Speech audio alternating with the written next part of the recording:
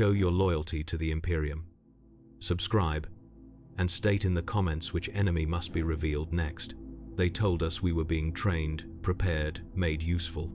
They said the Emperor needed every child to serve in his eternal war, but no one explained what kind of service we were destined for until it was far too late to run.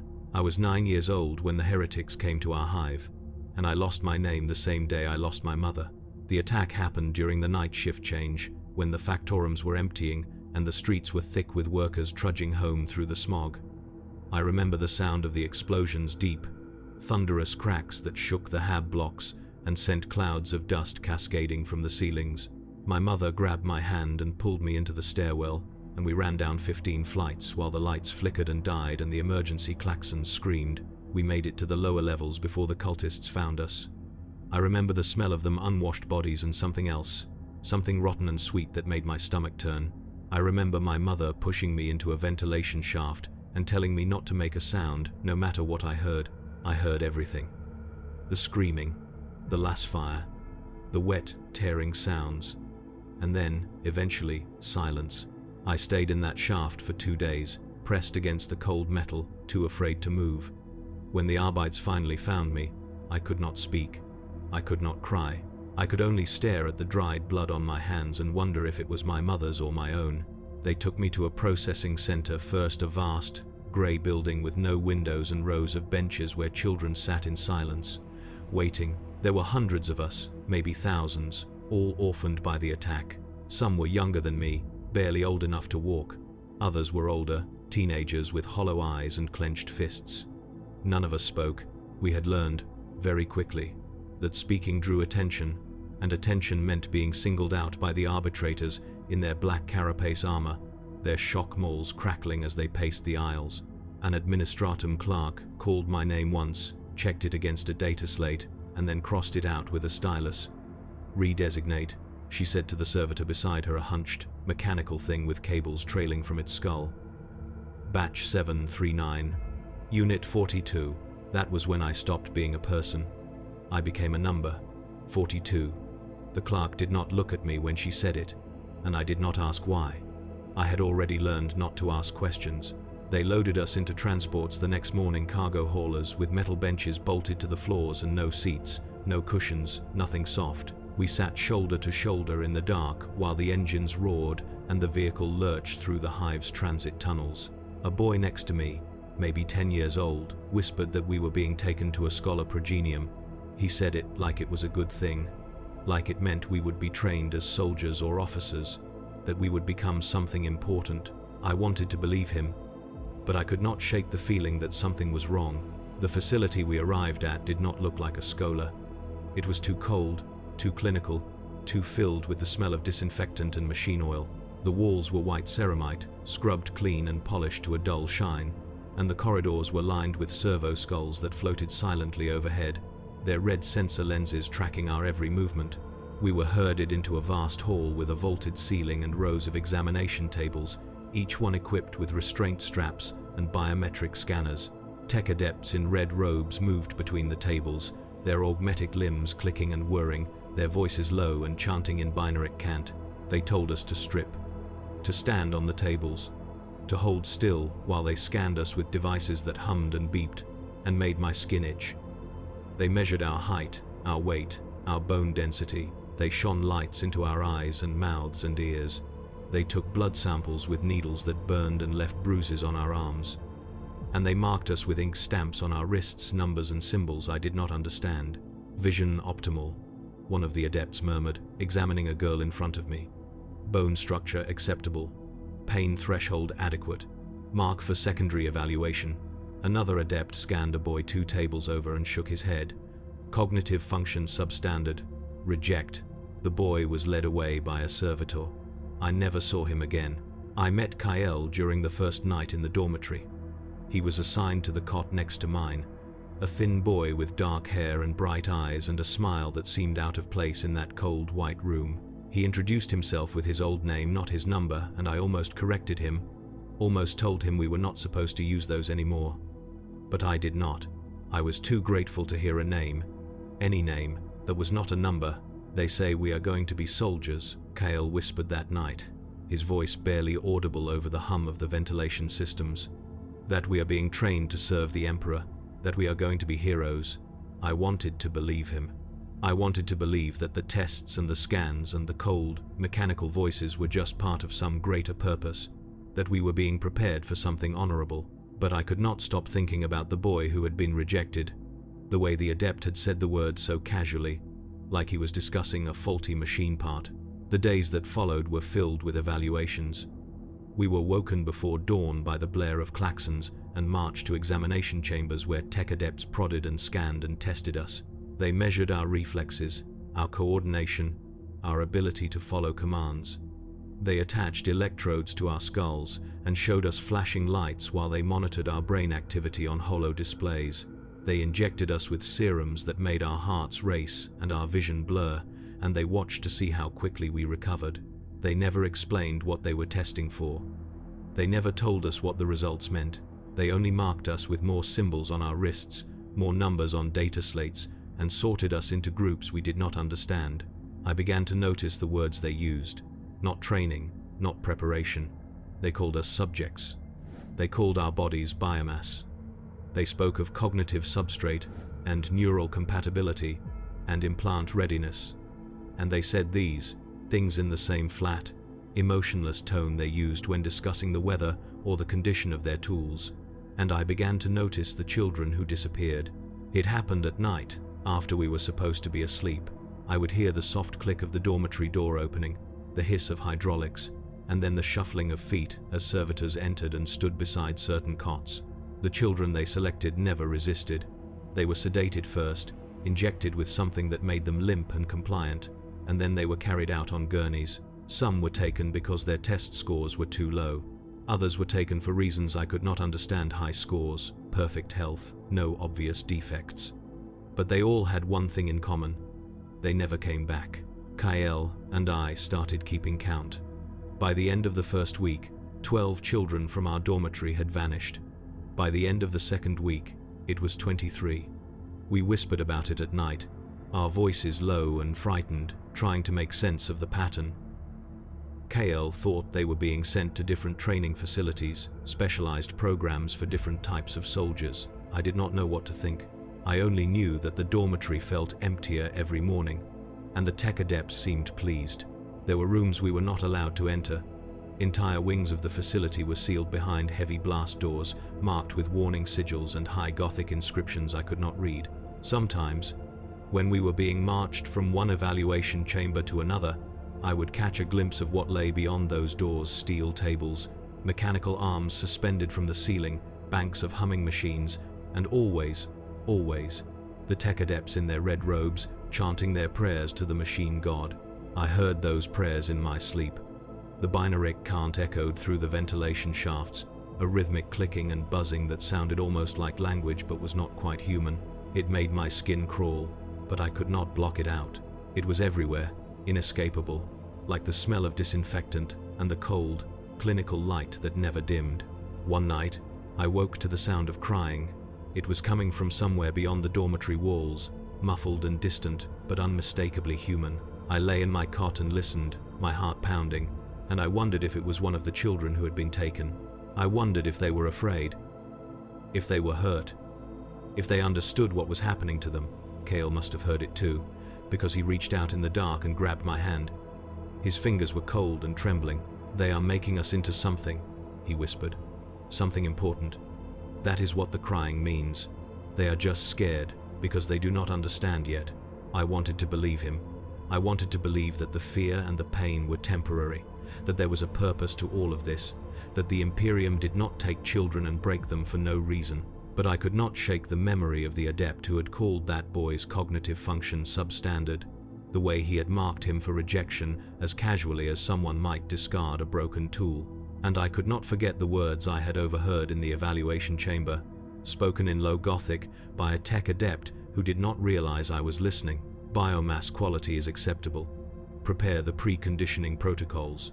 I did not know what preconditioning meant, but I knew, with a cold certainty that made my stomach turn, that it was not something good.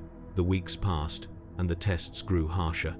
They pushed us harder, faster, until some of the children collapsed from exhaustion and were carried away by servitors. They subjected us to pain tolerance trials, electric shocks, thermal burns, pressure tests, and recorded our responses with the detached interest of scientists studying lab animals.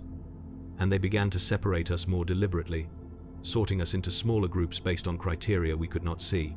Kale and I were placed in the same group, and I was grateful for that. He was the only thing in that place that felt real, the only person who still used his name and smiled and talked about the future as though we might have one. He kept me sane when the walls felt like they were closing in, when the binaric chanting grew too loud, when I lay awake at night and wondered if I would be the next one taken. But even Kale could not ignore the truth forever.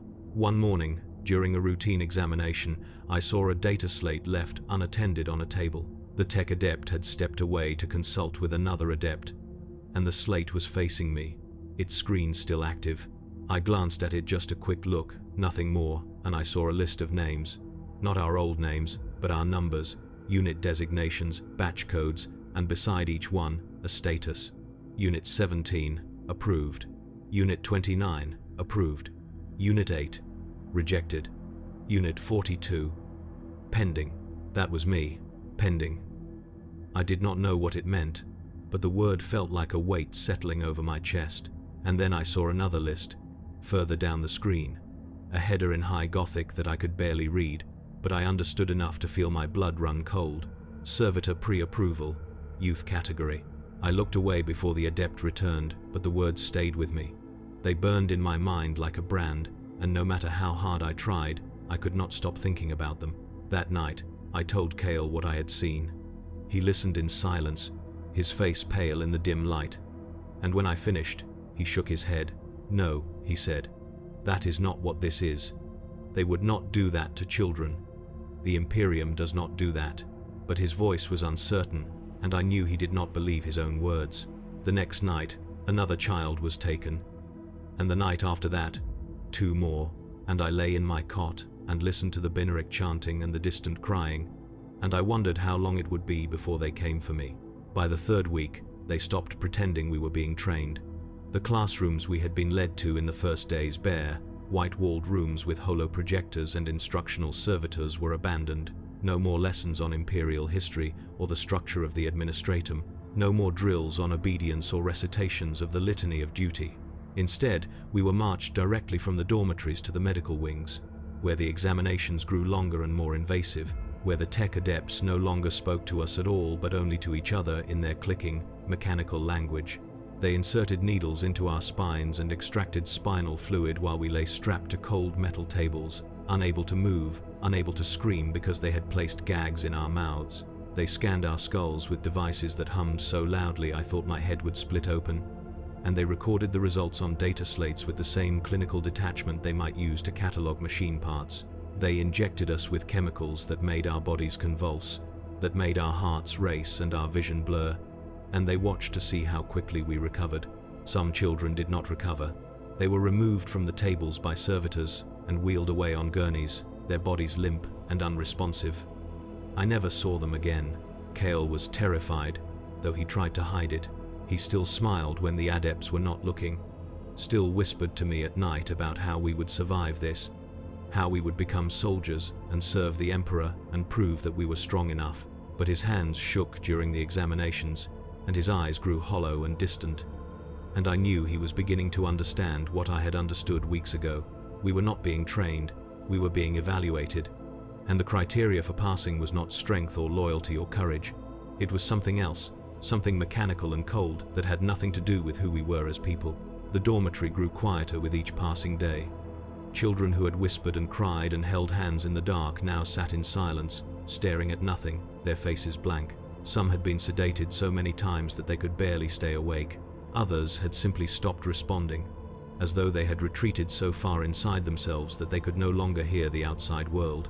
I tried to keep track of who was left, but the numbers changed too quickly. One morning, there were 40 of us, the next, 32, then 27, then 19. The tech adepts did not acknowledge the disappearances. They simply adjusted their schedules and their quotas and continued their work. The loudspeakers began broadcasting devotional litanies between examinations, A mechanical voice, flat and emotionless, reciting passages from the Imperial Creed. Blessed is the mind too small for doubt. The Emperor protects those who serve without question. To die in service is the greatest honor. The words echoed through the corridors day and night, and after a while, I stopped hearing them as language.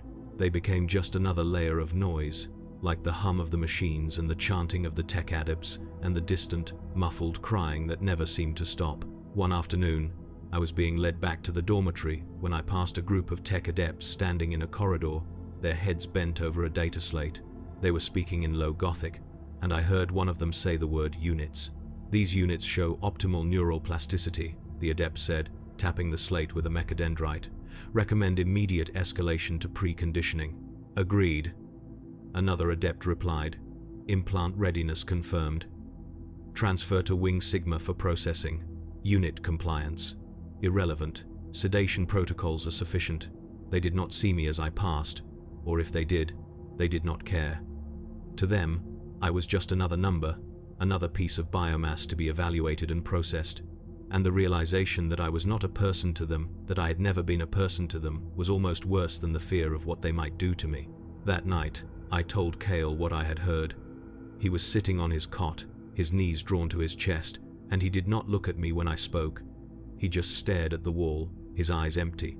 Wing Sigma, he said quietly. That is where they take the ones who do not come back. How do you know? I heard the servitors talking. They do not speak much, but sometimes they repeat things. Instructions, protocols. One of them said it yesterday. Transport unit to Wing Sigma for conversion. Conversion, I repeated. The word felt heavy, wrong. What does that mean? Kale shook his head. I do not know, but I do not think it is good. He was right. It was not good. The next day, during an examination, I saw a child being brought back from Wing Sigma. It was a girl, or it had been a girl. She was strapped to a gurney, her body covered in bandages that were stained with blood and something else, something yellow and viscous that smelled like chemicals. Her head was wrapped completely, and I could not see her face, but I could see the way her hands twitched, the way her fingers curled and uncurled as though she were trying to grasp something that was not there. The servitor pushing the gurney stopped in the corridor, waiting for another gurney to pass, and I was close enough to hear the girl breathing short, shallow gasps that sounded wet and labored. I took a step closer, and the servitor turned its head to look at me. Its eyes were dull and mechanical, and it made a low clicking sound that might have been a warning, but I had already seen what I needed to see. The girl's wrist, exposed beneath the edge of the bandages, was marked with the same ink stamps we all had. Her number was still visible, faint but legible. Unit 21. I knew her. She had slept 3 cots down from me, a quiet girl with red hair who never spoke but sometimes smiled when Kale told jokes. She had been taken a week ago, during the night, and I had assumed she was gone forever. But here she was, brought back, changed. The servitor resumed pushing the gurney, and I watched as they disappeared into another wing of the facility, the door hissing shut behind them. I stood in the corridor for a long time, my heart pounding, and I tried to convince myself that I had imagined it, that the girl had not been who I thought she was, that the bandages and the blood and the wet, labored breathing were just part of some medical treatment that would eventually heal. But I knew I was lying to myself. When I returned to the dormitory that evening, Unit 21's cot was empty. Her blanket had been removed, her number reassigned. It was as though she had never existed. I did not tell Kale what I had seen. I could not. The words would not come, and even if they had, I did not think he would have believed me. He was still clinging to the hope that we were being trained, that there was a purpose to all of this, that the Imperium would not take children and break them for no reason. But I had stopped believing that. I had stopped believing in anything except the cold, mechanical certainty that we were not people to the tech adepts. We were resources. We were biomass, and when they were done evaluating us, they would use us in whatever way they saw fit. The medical procedures escalated. They began using sedation more frequently, injecting us with chemicals that made our limbs heavy and our thoughts slow. They strapped us to tables with restraint, harnesses that locked around our wrists and ankles and necks, and they left us there for hours while machines hummed and beeped and scanned us. Some children struggled, thrashing against the restraints until the tech adepts increased the sedation. Others lay still, their eyes glassy and unfocused, as though they had already given up. I tried to stay alert, to remember everything I saw and heard, to piece together what was happening to us. But it was hard. The sedation made everything blurry, made time stretch and compress in ways that did not make sense.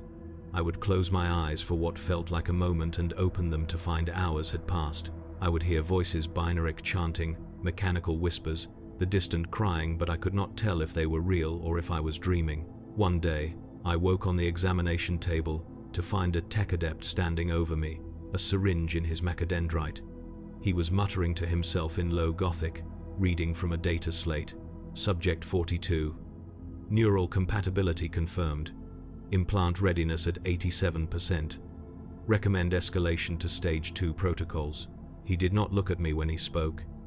He did not acknowledge that I was awake, that I could hear him, that I was a child lying on a table and terrified. He simply injected the contents of the syringe into my arm and walked away.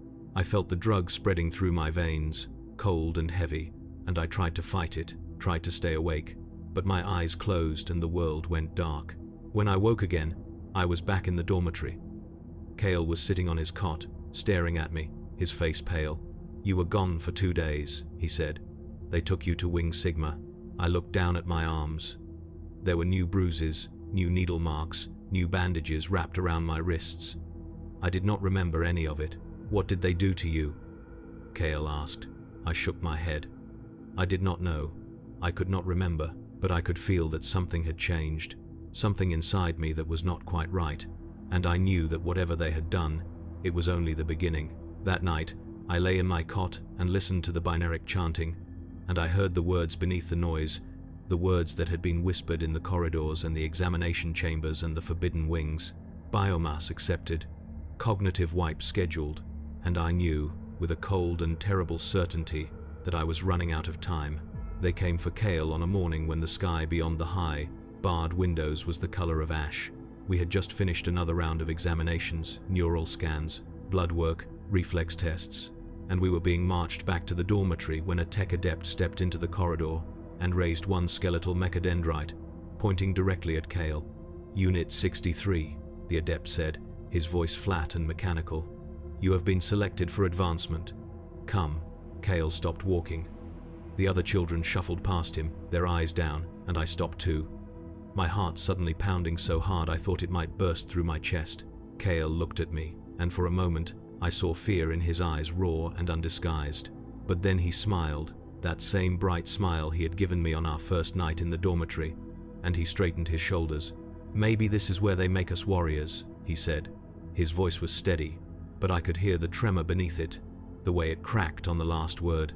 I wanted to tell him not to go.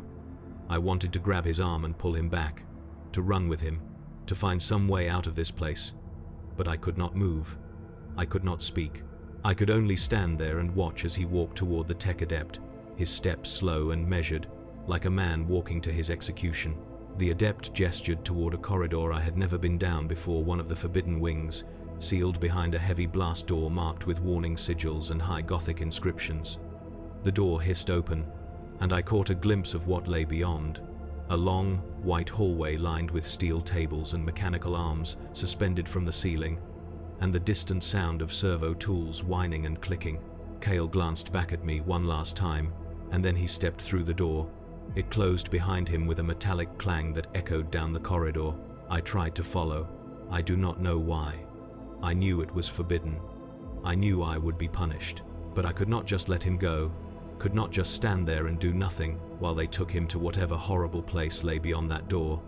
I ran forward, my footsteps loud in the empty corridor, and I reached for the door handle. I never touched it.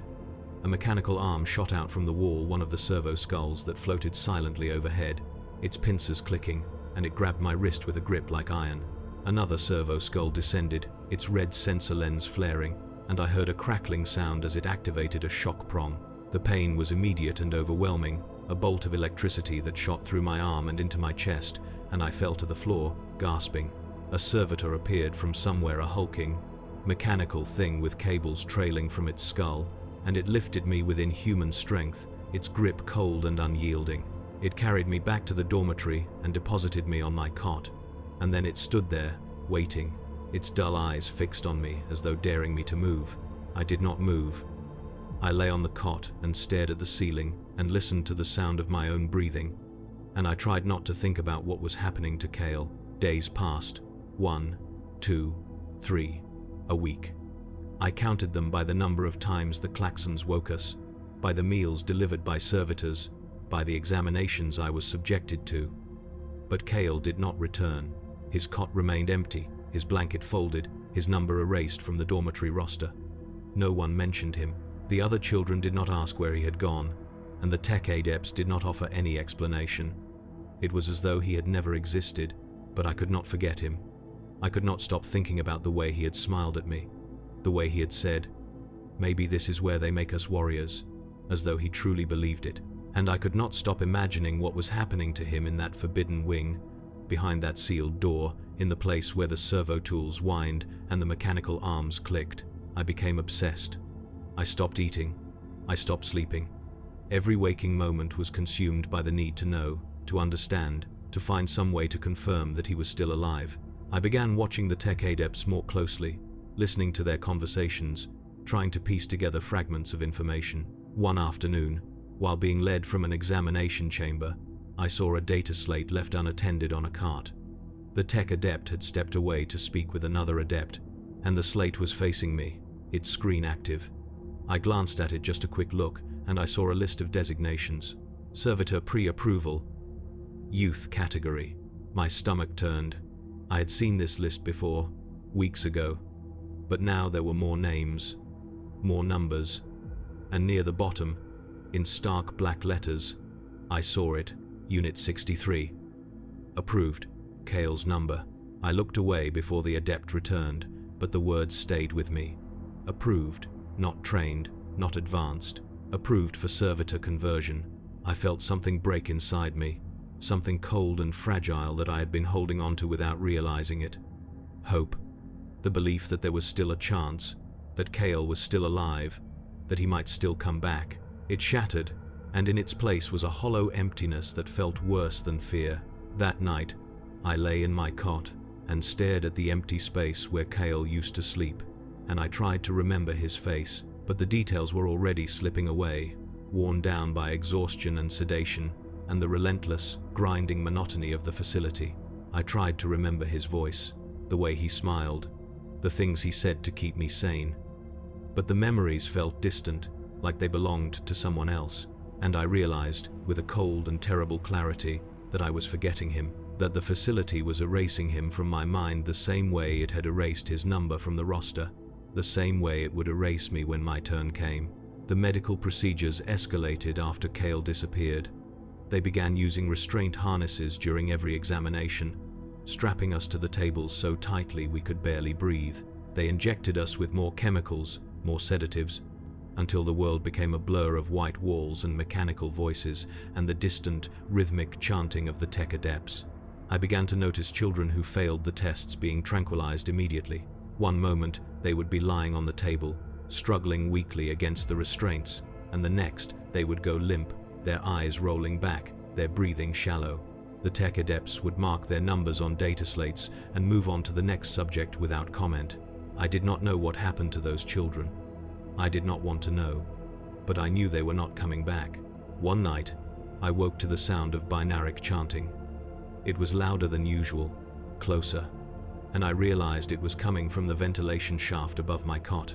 I lay perfectly still and listened, and I heard the words beneath the noise, spoken in low Gothic, with the same flat, mechanical precision I had come to recognize. Biomass accepted. Cognitive wipe scheduled. Unit 63 processing complete. I closed my eyes and pressed my hands over my ears, but I could still hear it. The words echoed in my skull, relentless and inescapable, and I knew what they meant. Kale was gone. Not dead. Worse than dead. He had been processed, converted, turned into something that was no longer human. And somewhere in this facility, in one of those forbidden wings, he was still alive, or what remained of him was alive, serving the Imperium as a mindless, mechanical slave. I should have stopped him. I should have told him the truth. Should have made him see what was happening. Should have done something, anything, to save him. But I had been too afraid. too paralyzed by my own fear, and now he was gone, and it was my fault. I did not cry, I had forgotten how, but I lay in my cot and stared at the ceiling, and I felt something inside me go cold and hard and empty, like a machine powering down. The next morning, during an examination, I overheard 2 tech adepts discussing the next batch of selections. They spoke in low Gothic, their voices low and clinical, and they did not realize I was awake. Unit 42 shows acceptable neural compatibility, one of them said. Recommend escalation to final processing. Agreed, the other replied. Schedule for Wing Sigma. Cognitive wipe to commence within 72 hours. 72 hours. 3 days. That was all I had left. I should have been terrified. I should have fought, screamed, done anything to delay the inevitable, but I felt nothing, just the cold, hollow certainty that I had always known how this would end, and that there was no escape. That night, I lay in my cot and listened to the binaric chanting, and I whispered Kale's name into the darkness, over and over, like a prayer, and I wondered if, when they were done with me, there would be anyone left to remember mine. The facility went into lockdown 3 days later, and that was when I saw the truth. It happened without warning. One moment, we were being marched from the dormitory to the examination chambers, and the next, klaxons were blaring and red emergency lights were flashing along the corridors. The servitors escorting us stopped moving, their heads tilting in unison as they received new instructions through whatever internal systems linked them to the facility's machine spirit. Then they turned and began herding us in a different direction, toward a wing I had never been to before. Lockdown protocol active, one of the servitors intoned in its flat, mechanical voice. All units to be secured in designated holding areas. Compliance is mandatory. We were packed into a large chamber with white walls and a low ceiling, rows of benches bolted to the floor. There were at least 50 children in the room, maybe more, all of us silent and wide-eyed. The door sealed behind us with a hiss of hydraulics, and we were left alone in the dim red glow of the emergency lights. I sat on one of the benches and tried to make sense of what was happening. Lockdown. That meant something had gone wrong, some kind of emergency that required the facility to shut down and secure all personnel. But what kind of emergency? An attack? A malfunction? I did not know, and the not knowing was almost worse than the fear. Hours passed. Or maybe it was only minutes. Time had lost all meaning in that place, and the sedatives they had been pumping into us made it hard to think clearly. Some of the children fell asleep, slumping against each other on the benches. Others sat in silence, staring at nothing, and then the door opened. A tech adept stepped inside, his red robe stained with oil and something darker that looked like blood. He was followed by 2 servitors carrying data slates, their mechadendrites clicking as they moved. The adept scanned the room with his augmetic eyes, and then he gestured to the servitors. "Begin sorting," he said. "Category Alpha to Wing Sigma, Category Beta to Holding, Category Gamma to Recycling." The servitors moved through the room, checking the ink stamps on our wrists against the data slates. They divided us into 3 groups, pointing to different corners of the chamber. I was placed in Category Alpha, along with a dozen other children. I did not know what the categories meant, but I could see the fear in the eyes of the children in Category Gamma, the way they shrank back when the servitors approached. They were taken first, led out of the chamber and down a corridor I could not see. The door closed behind them, and I never saw them again. Category Beta was taken next, and then it was our turn. The servitors herded us out of the chamber and through a series of corridors, deeper into the facility than I had ever been. The walls here were different, older, grimier, stained with rust and something that looked like dried blood. The air smelled of machine oil and disinfectant, and something else, something sharp and metallic that made my eyes water. We passed through a series of blast doors, each one sealed with heavy locks and warning sigils, and then we entered a vast chamber that made my blood run cold. It was a processing hall. That was the only way I could describe it. The ceiling was high and vaulted, lined with mechanical arms and servo tools that hung from gantries like the limbs of some massive, mechanical spider. There were rows of steel tables, each one equipped with restraint harnesses and surgical instruments, and on the tables were bodies, not corpses, not quite, but not people either. They were children, or they had been children. Now they were something else, half human, half machine, Their bodies opened and augmented and reassembled according to some design I could not comprehend. I saw a boy with his chest cavity exposed, his ribs spread wide, and a mechanical pump had been grafted where his heart should have been. I saw a girl with her skull opened, her brain visible beneath a transparent dome, wires trailing from her head to a bank of machines.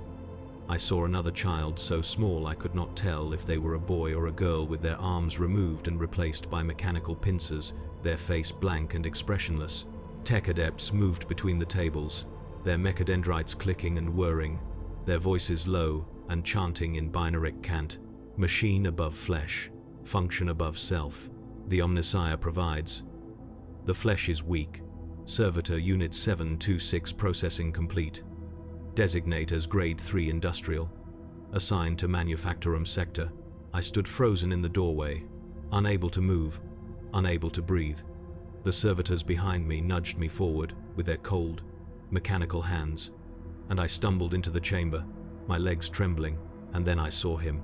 He was on a table near the far wall, his body strapped down with heavy restraints. His head was shaved, and there were metal ports drilled into his skull, cables trailing from them to a bank of machines that hummed and beeped. His arms had been removed, not amputated, but removed, the stumps sealed with metal plates, and in their place were mechanical limbs, crude and utilitarian, with pincers instead of hands. His face was turned toward me, and his eyes were open, dull, empty, no recognition, no emotion, just the blank stare of a machine. But I knew him. I knew the shape of his jaw, the scar on his cheek where he had fallen during drills, the way his hair had grown in uneven patches. I knew him because I had slept in the cot next to his for weeks, because I had listened to him whisper about becoming a warrior, because he had smiled at me and told me we would survive. Kale. I took a step toward him, my hand reaching out, and I tried to speak. I tried to say his name, but my throat closed, and no sound came out. One of the tech adepts noticed me staring. He turned, his augmetic eyes whirring as they focused on me, and he tilted his head. Unit 42, he said. You are ahead of schedule. Proceed to Table 17 for preoperative preparation. I did not move. I could not. I was staring at Kale, at the empty shell of what he had been, and I felt something break inside me, something final and irreparable. They had not killed him. That would have been a mercy. They had taken him and hollowed him out, removed everything that made him human, and turned him into a tool, a servitor, a mindless, mechanical slave that would serve the Imperium for the rest of his existence, never thinking, never feeling, never remembering that he had once been a child with a name and a smile and dreams of becoming a warrior, and they were going to do the same to me. The realization hit me like a physical blow, and suddenly, I could move again. I turned and ran, my feet slipping on the slick floor, my breath coming in ragged gasps. The servitors lunged after me, their mechanical hands reaching, but I was faster. I ducked under a gantry, dodged around a table, and bolted toward the door. Klaxons blared, red lights flashed. The tech adepts shouted in Binarec, and I heard the heavy thud of servitor footsteps behind me. But I did not stop. I ran through the corridors, through blast doors that had not yet sealed, through chambers filled with machines and tables and bodies, and I did not look back. I do not know how long I ran. It felt like hours, but it might have been minutes. Eventually, I found myself in a section of the facility I did not recognize, a maintenance tunnel, dark and narrow, lined with pipes and cables. The klaxons were distant here, muffled, and I collapsed against the wall, gasping for breath. I sat there in the dark, my body shaking, and I tried to process what I had seen, tried to make sense of it. But there was no sense to be made. The Imperium had taken us children who had lost everything, children who had no one to protect them, and it had turned us into machines, not because we were criminals, not because we had failed, but because we were convenient. Because we were resources, because the Imperium needed servitors, and we were there, and no one would ever know. No one would ever ask what happened to us. We were orphans, forgotten and invisible, and the Imperium would use us until there was nothing left. I do not remember how I escaped. The details are hazy, blurred by exhaustion and fear, and the chemicals still coursing through my veins. I remember a power outage, the lights going dark, the machines shutting down, the tech adepts shouting in confusion. I remember crawling through ventilation shafts, through tunnels so narrow I could barely fit. I remember the smell of the outside air, sharp and cold, and the sight of the hive's lights in the distance. And I remember looking back at the facility one last time and knowing that Kale was still inside, trapped in that body, in that existence, and that I had left him there. I should have tried to save him. I should have done something. But I was just a child, and I was too afraid. And I ran, and I have been running ever since. I am 34 years old, and I have not slept through a single night since I escaped that facility. I survived. That is what people say when they see the scars on my wrists, the hollow look in my eyes, the way I flinch when I hear binaric chanting echoing from servitors in the streets.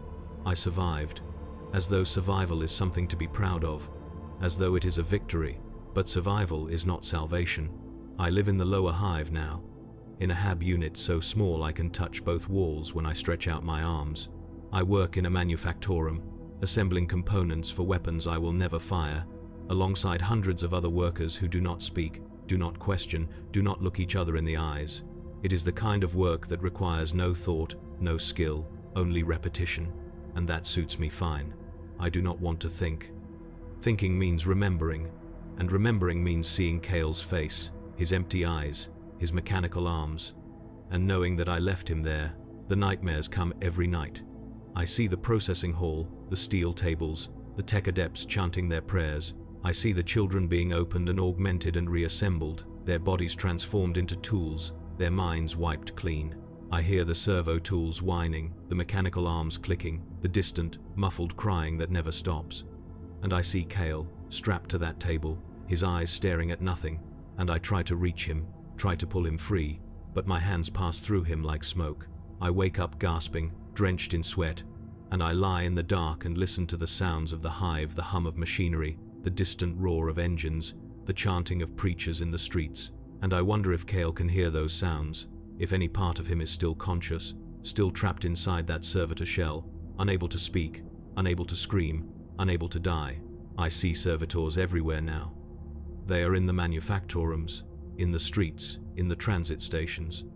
They carry cargo, repair machines, clean the streets, perform 1,000 mindless tasks that keep the Imperium functioning. And every time I see one, I look at their faces, at the dull, empty eyes and the metal ports drilled into their skulls, and I wonder if I know them, if they were children once, like me and Kale, if they had names and families and dreams before the Imperium took them and turned them into this.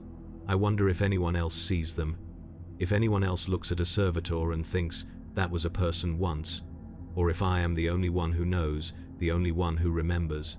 There are others like me, I think, other survivors of the facility, scattered across the Imperium, trying to forget what happened to them. I have never met any of them, but I imagine they are out there, living in the shadows, haunted by the same nightmares, the same guilt.